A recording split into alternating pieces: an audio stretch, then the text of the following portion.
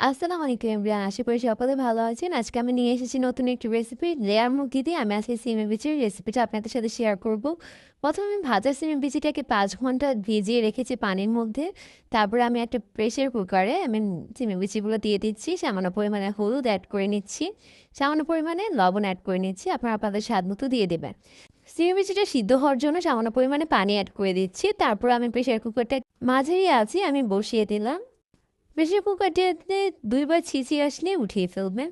তারপর আমি এখানে একটা কড়াইয়ের মধ্যে নিয়ে নিচ্ছি তেল। তেলটা গরম হয়ে গেলে আমি এখানে ১ কাপ পেঁয়াজ অ্যাড করে নিচ্ছি। পেঁয়াজটাকে ভালো করে নেড়ে-চেড়ে ব্রাউন কালার হয়ে যাওয়া পর্যন্ত ওয়েট করব।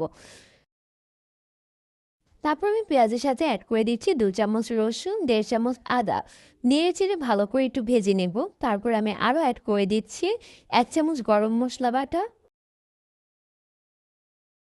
অ্যাড করে দিচ্ছি জিরা এবং ধনিয়ার গুঁড়া ২ চামচ, দিয়ে দিচ্ছি ১.৫ চামচ হলুদের গুঁড়া, ১ চামচ মরিচের গুঁড়া আপনারা আপনাদের স্বাদ মতো অ্যাড করে নেবেন। ভালো করে নেড়ে-চেড়ে মশলাগুলোকে একটু ভেজে নেব। তারপর আমি এখানে অ্যাড করে দিচ্ছি সামান্য পরিমাণে পানি। মশলাগুলোকে তারপর একটু কিছুক্ষণ কষিয়ে নেব। মশলাগুলো কষিয়ে নেওয়ার পরে আমি এখানে অ্যাড করে দিচ্ছি কেটে রাখা মুরগি।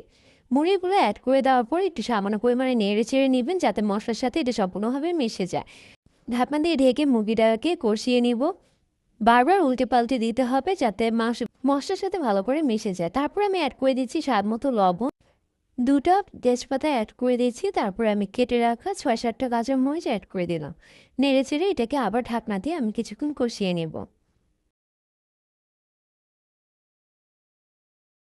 কষানো হয়ে গেলে আমি এখানে আরও কিছুটা পানি অ্যাড করে দিব। পানিটা দিয়ে আমি ঢাকনা দিয়ে ঢেকে দিব। তারপর বলক আসা পর্যন্ত আমি ওয়েট করব।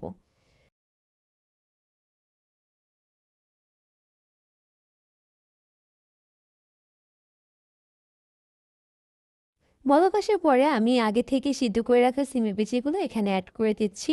দিয়ে ভালো করে নেড়ে-চেড়ে ঝোলের সাথে মিশিয়ে নেব। তারপর আমি এখানে আরও কিছুটা পানি অ্যাড করে দিচ্ছি। ঢাকনা দিয়ে ঢেকে আরও কিছুক্ষণ রান্না করে নেব।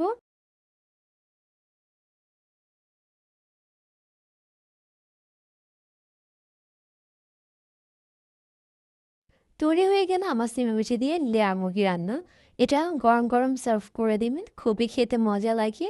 অবশ্যই একবার হলে ট্রাই করে দেখবেন, খাবারটি কিন্তু খুবই সুস্বাদু হয়েছে। কমেন্ট করে জানাবেন রেসিপিটা আপনাদের কাছে কেমন লেগেছে।